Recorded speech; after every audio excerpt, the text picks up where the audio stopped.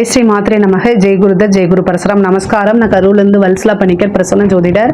இன்னைக்கு நம்ம விசுவாச வருட தமிழ் புத்தாண்டு பலன்கள் தனுசு ராசிக்கு எப்படி இருக்குன்னு பார்க்க போறோம். இந்த வருடம் எப்ப பிறக்குது அப்படின்னா 14/4/2025 திங்கட்கிழமை, பிரதமை திதி, கௌளவ கரணம், சுவாதி நட்சத்திரம், துலா ராசியில இந்த வருடம் பிறக்குது. இந்த வருடம் உங்களுக்கு எப்படி இருக்குன்னா நிறைய நன்மைகள் இருக்கு. அதே நேரத்தில் சனி அர்த்தாஷ்டம சனியா மாறுறாரு. 4ஆம் இடத்துக்கு சனி வராரு. உங்களுடைய ராசியை அவர் பார்க்கிறாரு. அது போக ராகு கேதுக்கள் நல்ல நிலையில, ராகு 3ஆம் இடத்துக்கும், கேது 9ஆம் இடத்துக்கும், குரு உங்களுடைய ராசி அதிபதி குரு 7ஆம் இடம் களத்திர ஸ்தானத்துக்கும் வராரு. ரொம்ப ரொம்ப நிறைய நல்ல பலன்கள் இருக்கு. பொதுவா ராகு கேது பெயர்ச்சி, குரு பெயர்ச்சி இது ரெண்டுமே ரொம்ப நல்லா இருக்கு.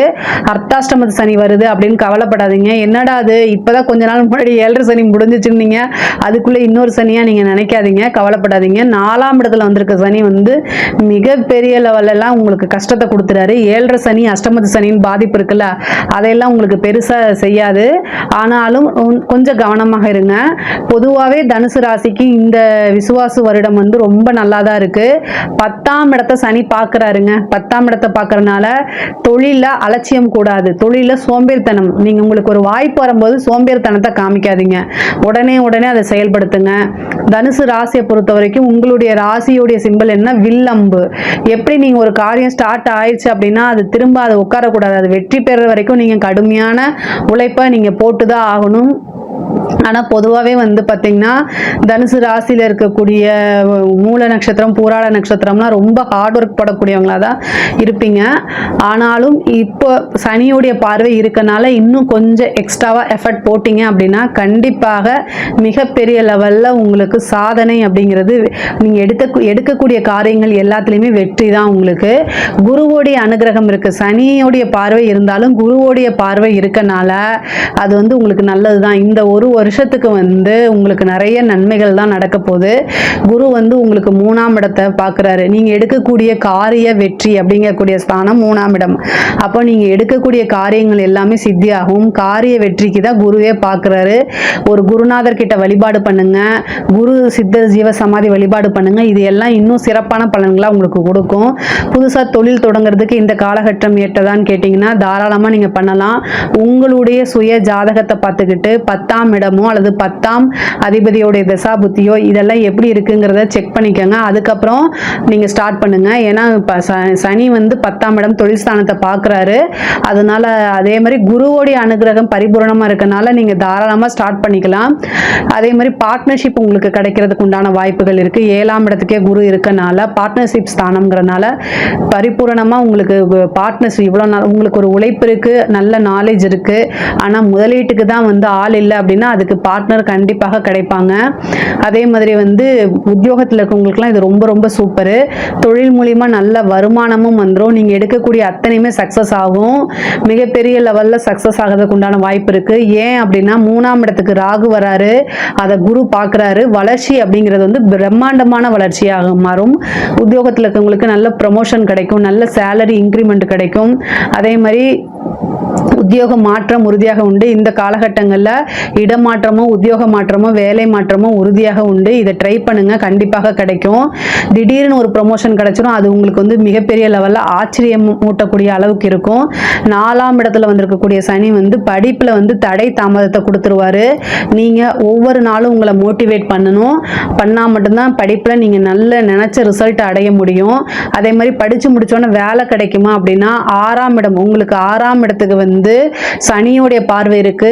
2-3 டைம் இன்டர்வியூ அட்டன் பண்ணுங்க. ஃபர்ஸ்ட் அட்டெம்ப்ட்லயே கிடைக்காது, ஆனா 2-3 டைம் அட்டன் பண்ணீங்கன்னா தாராளமாக கிடைக்கும். அதுவும் நீங்க நினைச்ச வேலையே கிடைக்கிறதுக்கு உண்டான அமைப்பு இருக்குது. இந்த வருடம் பிறக்கும் போது சுக்கிரன் உச்சத்துல தான் இருக்காரு. அதனால உங்களுக்கு வருடம் பிறக்கும் போதே அந்த வாய்ப்புகள்லாம் இருக்கு. படிச்சு முடிச்சோன்னே வேலை கிடைக்கிறதுக்கு உண்டான அமைப்புகள் இருக்கு. இது ஒரு ரொம்ப ரொம்ப நல்ல டைம். இந்த டைமை கரெக்டா யூட்டிலைஸ் பண்ணிக்கோங்க. ஆனா நிறைய பேத்துக்கு கவர்மெண்ட் ஜாப்காக நீங்க ட்ரை பண்ணிட்டு இருக்கீங்க, எக்ஸாம்ஸ் எழுதிட்டு இருக்கீங்க அப்படின்னா இந்த டைம் உங்களுக்கு ஒரு நல்ல வரதுக்கு, அதாவது நல்ல செய்தி வரதுக்கு உண்டான அமைப்புகள் இருக்கு. ஒரு நல்ல பதவி கிடைக்கிறதுக்கு உண்டான அமைப்புகள்லாம் இருக்கு. அதே மாதிரி நான் 7ஆம் இடத்துல வந்திருக்கக்கூடிய குரு வந்து கலத்திர ஸ்தானம் அப்படின்னு சொல்லக்கூடியது. திருமண பிராப்தம் வந்து பரிபூரணமா இருக்கு. அதனால இந்த காலகட்டத்தில் திருமணம் வந்து உங்களுக்கு சாத்தியமான ஒரு விஷயம். உங்களுடைய சுயஜாதகத்துல 7ஆம் இடம் என்ன தசாபுத்தி நடக்குது அதெல்லாம் பார்த்துக்குங்க. ஆனா குருபலன், திருமணத்துக்கு உண்டான குருபலன் 100க்கு 200% பரிபூரணமாக இருக்கு. குரு உங்களுக்கு 11ஆம் இடத்தையும் பார்க்குறாரு. ஒரு சிலருக்கெல்லாம் வந்து விருப்ப திருமணம் நடைபெறத்துக்கு உண்டான வாய்ப்புகள் இருக்கு. பேரண்ட்ஸோடைய சப்போர்ட் பண்ணி அவங்க கிட்ட அனுமதி வாங்கி அவங்களுடைய ஆசீர்வாதத்தினால மட்டும்தான் கல்யாணம் பண்ணும். அதுதான் உங்களுக்கு ரொம்ப நல்லது. 7ஆம் இடம் பாதகமா இருக்கு. அதனால பேரண்ட்ஸோடைய பிளஸிங் இல்லாம தயவு செய்து கல்யாணம் பண்ணாதீங்க. அது வந்து பின்னாடி வந்து உங்களுக்கு ஒரு ஆசீர்வாதம் இல்லாத ஒரு இதா போயிடும். அதனால அதுக்காக சொல்றேன்.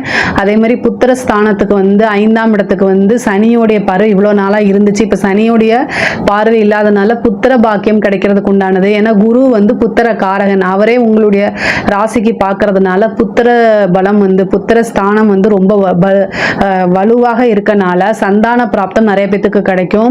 ஸ்ரீரங்கம் கோவிலுக்கு போயிட்டு வாங்க, சந்தான கோபால கிருஷ்ண மந்திரத்தை சொல்லி வழிபாடு பண்ணுங்க. இது எல்லாமே வந்து சந்தான பிராப்தத்தை பெற்றுக் கொடுக்கும். ஒரு சிலருக்கு திடீர்னு ஒரு அதிர்ஷ்டம் வருங்க. பூர்வீக சொத்துக்கள்ல இருந்த பிரச்சனைகள்லாம் நீங்கி பூர்வீக சொத்துக்கள் வரதுக்கு உண்டான அமைப்புகள் இருக்கு. காதல் ரீதியா இருக்கக்கூடிய பிரச்சனைகள்லாம் முடிவுக்கு வரும். உங்களுக்கு இவ்வளோ நாளா மன சந்தோஷம் என்ன நீங்க நினைக்கிறீங்களோ அத்தனை சந்தோஷமே உங்களை தானா தேடி வரதுக்கு உண்டான அமைப்புகளை கொடுத்துரும். அதே மாதிரி கடன் ரீதியா இருக்கக்கூடிய பிரச்சனைகள்லாம் படிப்படியா குறையுங்க. கடன் ரீதியா என்னென்ன இது இருந்துச்சோ அத்தனையுமே வந்து குறையும். இதுக்கு வந்து நீங்க சண்முக சடாக்சர எந்திரமோ அல்ல தீபமோ போட்டு வழிபாடு பண்ணீங்கன்னா ரொம்ப ரொம்ப நல்லா இருக்கும். மிகப்பெரிய லெவல்ல யோகத்தை கொடுத்துரும் அது உங்களுக்கு. பொதுவாகவே வந்து முருகன் வழிபாடு உங்களுக்கு கடன் அடையிறதுக்கு உண்டான பரிகாரம். அதனால் அதை நீங்கள் தாராளமாக செய்யுங்க. யாருக்காவது டவுட்ஸ் அதில் இருக்குது அப்படின்னா கமெண்ட்ஸில் சொல்லுங்கள், நான் கண்டிப்பாக ஆன்சர் பண்ணுவேன் உங்களுக்கு. அதே மாதிரி உங்களுடைய ராசியை பொறுத்த வரைக்கும் 11ஆம் இடம் வந்து குரு பார்க்குறதுனால மூத்த சகோதரன் சகோதரி வழி ஆதரவுகள் கிடைக்கும். பூர்வீக சொத்துல வந்து ஏதாவது ஒரு பிரச்சனை இருக்குது அப்படின்னா அதெல்லாமே நீங்கி உங்களுக்கு உண்டான பாகப்பிரிவினை தன்னால் வந்து சேரும். நீங்கள் எடுக்கக்கூடிய காரியங்களில் நல்ல வெற்றி. அதே மாதிரி அலைச்சல்கள் நிறைய இருக்கும். 3ஆம் இடம்ங்கிறது சிறு தூர போக்குவரத்து விஷயங்கள். அப்போ சின்ன சின்ன இது அலைச்சல்கள் இருக்கும். ஆனால் அந்த அலைச்சல்கள் வந்து சிறு தடை தாமதங்களுக்கு அப்புறம் உங்களுக்கு வெற்றியாகும். அதே மாதிரி போட்டி தேர்வுகள்லாம் நீங்கள் ஜெயிக்கிறதுக்கு உண்டான அமைப்புகள் இருக்கு. பெண்களை பொறுத்த வரைக்கும் நல்ல மாற்றங்கள் இருக்கு. நீங்கள் நிறைய முன்னேறக்கூடிய காலகட்டம். 7ஆம் இடத்துல இருக்கக்கூடிய குரு வந்து உங்களுக்கு 11ஆம் இடத்தை பார்க்குறாரு. உங்களுடைய ஆசை அபிலாசைகள் அனைத்துமே நிறைவேறக்கூடிய காலகட்டம் தான். அதே மாதிரி வாகனம் வாங்கக்கூடிய அமைப்புகள்லாம் இருக்கு. நீங்க வந்து கம்யூனிகேஷன் ஃபீல்டில் போற மாதிரி இருந்தால் மிகப்பெரிய லெவலில் உங்களுக்கு யோகம். புதுசாக ஏதாவது ஒரு ஸ்டார்ட் அப் ஆரம்பிக்கிறீங்கன்னா அதுக்கு இவ்வளோ நாளாக ஃபேமிலி சப்போர்ட் இருந்திருக்காரு. இப்போ இனிமேல் ஃபேமிலி சப்போர்ட் இருக்கும். அது ரொம்ப பெரிய நன்மைகளை கொடுக்கும். பொதுவாக தனுசு ராசிக்கு 4ஆம் இடத்துல சனி இருக்கனால வீடு வாங்குறது, வாகனங்கள் வாங்குறது இந்த மாதிரி அமைப்புகளை கொடுத்துரும். உங்களுக்கு வந்து என்னன்னா 3ல ராகு வந்திருக்கனால நீங்கள் ரியல் எஸ்டேட் ஃபீல்டில் இருந்தால் ரொம்ப சூப்பரு. இவ்வளோ நாளாக ஒரு இடத்த வாங்கிட்டு அதை சேல்ஸ்க்காக நீங்கள் ட்ரை பண்ணிகிட்டே இருப்பீங்க. ஆனால் விற்காமல் இருந்துக்கிட்டே இருக்கும். ஆனால் இந்த டைமில் வந்து அதுக்கு பரிகாரம் இருக்குது. ராகுக்கு உண்டான பரிகாரத்தை நீங்கள் செஞ்சீங்க அப்படின்னா உங்களுக்கு வந்து ரொம்ப நாளாக விற்காத இடம் எல்லாமே விற்று போகும். அதுக்கு உண்டான முயற்சி பண்ணுங்கள். தாராளமாக அது மூலிமா ஒரு அமௌண்ட் கிடைக்கும். அதுலேருந்து நீங்கள் ஒரு நல்ல சொத்து வாங்கி போடலாம், ஒரு பிஸ்னஸ் ஸ்டார்ட் பண்ணலாம். மிகப்பெரிய லெவலில் யோகமாக மாறுறதுக்கு உண்டான அமைப்பு இருக்கு. கணவன் மனைவியிடையே இருந்த சிறு பிரச்சனைகள் எல்லாமே நீங்கி சுமூகமான உறவுகள் ஏற்படும். திருமண பிராப்தம் களத்திர ஸ்தானத்துக்கு வந்திருக்கனால திருமண பிராப்தம் இருக்கு. வெளிநாடு வெளி மாநிலங்கள்லாம் கொஞ்சம் தூரம் போயிட்டு வர மாதிரி இருக்கும். அதே மாதிரி குருநாதர் வழிபாடு பண்ணுங்க. அதே மாதிரி உபாசனை பண்ணுங்க. குரு 7ஆம் இடத்துக்கு உங்க ராசிக்கே பார்க்கறதுனால நீங்க ஒரு உபாசனை பண்றது ரொம்ப ரொம்ப நல்லது. வழக்குகள் சம்பந்தப்பட்ட விஷயங்கள் எல்லாமே வந்து உங்களுக்கு ஃபேவரா மாறதுக்கு, உங்களுக்கு ஃபேவரா மாறதுக்கு உண்டான அமைப்புகள் இருக்கு. கலைத்துறை சம்பந்தப்பட்டவங்களுக்கு இது ஒரு வளர்ச்சியான காலகட்டம். பாராட்டுகள் அங்கீகாரங்கள்லாம் கிடைக்கும். மிகப்பெரிய லெவல்ல யோகமா மாறும். அதே நேரத்தில் அரசாங்கத்துறை சம்பந்தப்பட்டவங்க ரொம்ப ஜாக்கிரதையா இருக்கணும். 4ஆம் இடத்துக்குங்கிறது பதவி ஸ்தானம். சனி அங்க உட்கார்ந்து இருக்காரு. நீங்க நேர்மையான முறையில நேர்மையற்ற முறையில எப்படி நடக்கணுங்கிறது உங்களோட கையில தான் இருக்கு. நேர்மையான முறையில நடக்கும்போது எந்தவித பிரச்சனையும் சனி கொடுக்க மாட்டாரு. ஆனா உங்களுக்கு நீங்க நினைச்ச மாதிரி காசு பணம் சம்பாதிக்க முடியாது. ஆனா நேர்மையற்ற முறையிலனா கரையா காசு பணம் சம்பாதிக்க சம்பாதிக்க முடியும். அதே நேரத்தில் சனி வந்து அந்த பதவியை பிடுங்கிடுவார். எது வேணும் நீங்களே சூஸ் பண்ணிக்கோங்க. சனிக்கு வந்து நேர்மையாக இல்லைன்னா பிடிக்காது. லஞ்ச லாவணியங்களை தவிர்க்கிறது ரொம்ப நல்லது. நீங்கள் வந்து உயர் அதிகாரிகள் அழுத்தங்கள் இருந்துச்சு அப்படின்னா லீவ் போட்டு போங்க. செய்ய முடியாதுன்னு டேரிங்காக சொல்லி பழகுங்க. இல்லைன்னா ரிட்டன் ஆர்டர் கொடுங்க சார்னு கேளுங்க. இது எல்லாமே நீங்கள் வந்து துணிஞ்சு தான் இருக்கணும். 4ஆம் இடம்ங்கும்போது பதவிக்கு ஏதாவது ஒரு பிரச்சனையாக கொடுப்பாங்க, அழுத்தங்கள் இருக்கும். இது எல்லாமே தாண்டி வரணும். சனிக்கு உண்டான பிரீத்தி பண்ணுங்க, அது ரொம்ப ரொம்ப நல்லது. என்னைக்கு அதாவது நீங்கள் மூல நட்சத்திரமாக இருந்தால் மூல நட்சத்திரத்தை அன்னைக்கோ, அல்லது பூராட நட்சத்திரமாக இருந்தால் பூராட நட்சத்திரம் அன்னைக்கோ, உத்திராட நட்சத்திரமாக இருந்தால் உத்திராட நட்சத்திரம் அன்னைக்கு அன்னதானம் கொடுங்க. சாப்பிட்றதுக்கு சாப்பாடு வாங்கி கொடுங்க. ஒருத்தருக்கு வயதானவர்களுக்கு உண்மையாலுமே பசி இருக்கிறவர்களுக்கு அந்த நபர் வந்து உங்களுக்கு எந்த வகையிலையுமே உறவினாரோ அல்லது நண்பர்களோ தெரியாத நபர்களுக்கு தான் நீங்கள் கொடுக்கணும். அதே மாதிரி அதை கொடுத்துட்டு உடனே ஃபோட்டோலாம் வாங்கி போடாதீங்க. நீங்கள் தானம் செய்கிறது யாருக்கும் தெரியக்கூடாது, அதை பிரபலிப்படுத்தாதீங்க. சனிக்கு வந்து பிரபலிப்படுத்துறது பிடிக்காது. உண்மையாலுமே பசிக்குது அப்படின்னா அவங்களுக்கு சாப்பாடு என்ன கேட்குறாங்களோ அதை வாங்கி கொடுங்க.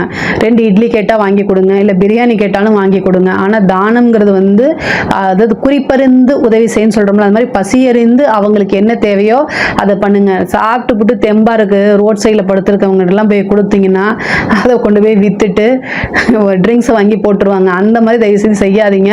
அது இன்னும் ஒரு தோஷமாக போயிடும். அதனால வந்து உண்மையாலுமே பசி இருக்கிறவங்களுக்கு சாப்பாடு ஒருத்தருக்கு வாங்கி கொடுங்க. உங்களுக்கே கஷ்டமா இருக்கும்போது நீங்கள் உங்களை வருத்திக்கிட்டு தானம் செய்யணும்னு அவசியம் இல்லை. ஒரே ஒருத்தருக்கு சாப்பாடு வாங்கி கொடுத்தாலும் அதுவுமே வந்து தானத்தில் அன்னதானத்தில் தான் கருதப்படும். அதனால நிறைவாக செய்யுங்க. ஒருத்தருக்கு செஞ்சாலும் நிறைவாக செய்யுங்க, அதுதான் நல்லது.